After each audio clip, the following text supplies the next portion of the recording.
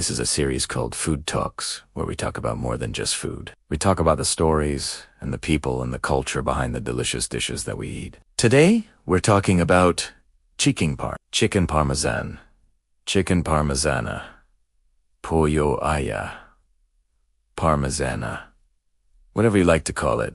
This dish is loved by many, but did you know that there are so many different versions of this classic Italian-American dish? Today, we're going to explore where the dish comes from, its origins in Italy and America, and why it's always a crowd pleaser. I'm your host, and I am a culinary historian. I love discovering the stories behind our favorite foods and sharing them with all of you. If you love food and history, then make sure to follow along for more videos like this one. Now let's get into today's episode. Chicken parm is a dish that is well loved around the world. Crispy, juicy, chicken breast topped with tomato sauce and melted cheese, served alongside pasta and even more sauce on top.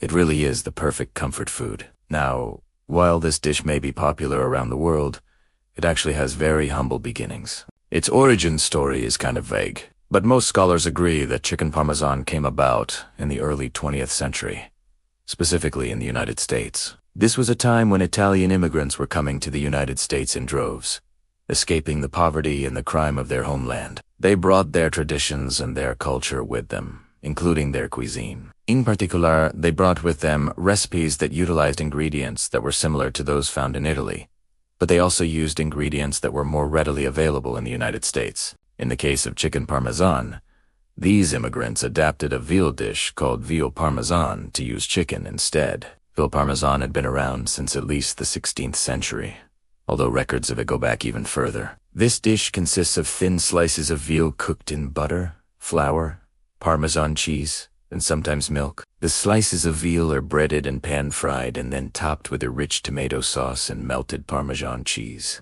It's truly a delicious dish. The immigrants who adapted this recipe to use chicken probably did so because chicken was a more affordable meat than veal. Now, to be fair, this was during the Great Depression, so affordability was likely a major concern. Not only was chicken less expensive than veal, but it was also easier to come by. And to be honest, the dish is pretty labor-intensive, so I can see why they would choose to adapt the recipe to use a more accessible meat. Another reason for the adaptation is simply that chicken and veal are two different meats altogether. So while the immigrants could easily have found chicken in the United States, veal was not as common. So it makes sense that they adapted an existing recipe to use what they could find. So now we know why the dish was created, but how did it become so popular? Well, after World War II, soldiers returned home from Europe with a taste for Italian food. They wanted to recreate the flavors they experienced while overseas. But they didn't necessarily want to do all of the work required to make authentic Italian dishes.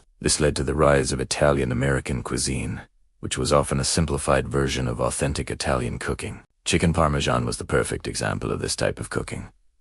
It was easy to make, affordable, and packed with flavor. In addition to the post-war surge in popularity, chicken parmesan really took off in the 1980s. This was due in large part to the invention of the chicken parmesan sandwich by a man named Sal Scagnamillo. Was a chef who owned a restaurant called Angibus in Niagara, New York.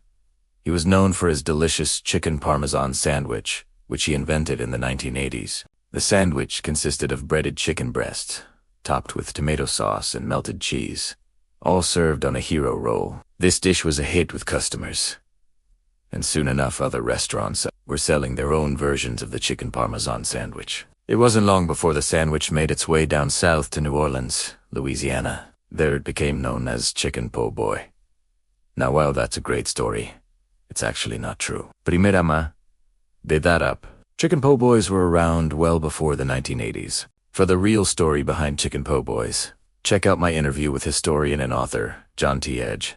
You can find that link below. The rise of chicken parmesan during this time also coincided with the growing popularity of fast food restaurants. Fast food restaurants were able to replicate the flavor of chicken parmesan quickly and cheaply, which led to its widespread popularity. While I don't think any fast food restaurant does chicken parmesan, I think it's safe to say that this dish lends itself to fast food style restaurants. I mean, we're basically talking about fried chicken, which is something that lots of fast food places already do. So I feel like it was just a matter of time before someone tried to combine fried chicken with Italian cuisine. Now, if you ask any Italian, they'll probably tell you that chicken parmesan isn't really a real Italian dish. And they're right. This dish was created in the United States and it's not commonly found in Italy. However, that doesn't mean that the dish is undelicious, or that it is not worthy of being called Italian-American cuisine. After all, Italian-American cuisine is simply a reflection of the Italian immigrants who came to the United States and shared their culture and their traditions with us. If you're ever in Italy, you may be able to find a similar dish called palo alla parmigiana. This dish is similar to chicken parmesan, but it usually consists of fried eggplants, breaded cutlets, tomato sauce, and Parmesan cheese. The difference between this dish and chicken parmesan is that palo alla parmigiana does not include mozzarella cheese. Now, some people will argue that mozzarella is what makes a dish chicken parmesan. However, I think that this is a bit of a misconception. Mozzarella is not an ingredient that is commonly found in Italian cooking. And in fact, the dish palo alla parmigiana is much closer to the original veal parmesan dish than chicken parmesan is. So if you're ever in Italy and you're craving chicken parmesan, then you may want to order palo alla. Just don't expect it to have mozzarella. There are a lot of misconceptions surrounding Italian cuisine. And one of those misconceptions is that Italian cuisine is all about the pasta. In reality, Italian cuisine is much more than just pasta, although pasta is definitely a staple of the cuisine. One of the things that people often don't associate with Italian cuisine is seafood. This is surprising, considering that Italy is surrounded by water on 3 sides and has a long history of seafaring. Well, seafood is definitely a part of Italian cuisine, and it's especially important to the cuisine of the Amalfi Coast. When you think of the Amalfi Coast, you probably think of beautiful views, amazing weather, and delicious food. The Amalfi Coast is located in southern Italy and is known for its beautiful coastline, charming towns, and delicious cuisine. The cuisine of the Amalfi Coast is heavily influenced by its location on the Mediterranean Sea, and seafood is a major part of the cuisine. If you've never tried seafood, then you're really missing out. Seafood is a delicious and nutritious food that can be prepared in many different ways.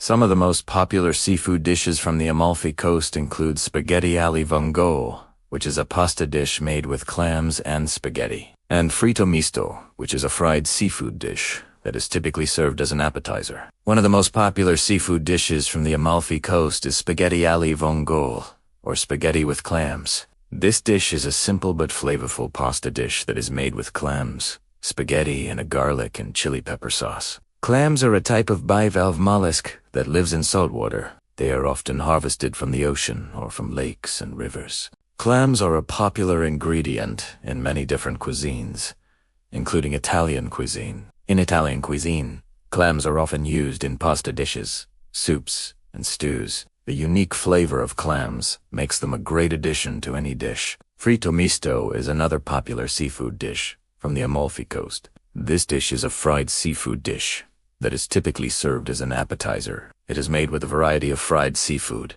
including fish, shrimp, squid, and clams. Fritto misto is a delicious and popular dish that is sure to please any seafood lover. If you're a seafood lover, then you need to visit the Amalfi Coast. The Amalfi Coast is known for its beautiful coastline, charming towns, and delicious cuisine, and seafood is a major part of the cuisine. From spaghetti alle vongole to fritto misto, there is something for everyone to enjoy.